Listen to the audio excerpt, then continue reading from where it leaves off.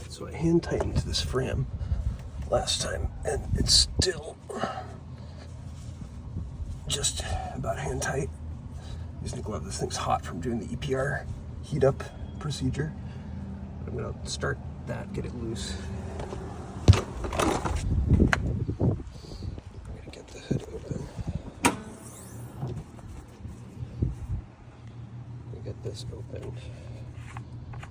Get the engine cooling a little bit. Get that off. In case there's any accusations, I loosened it beforehand. This shade over here.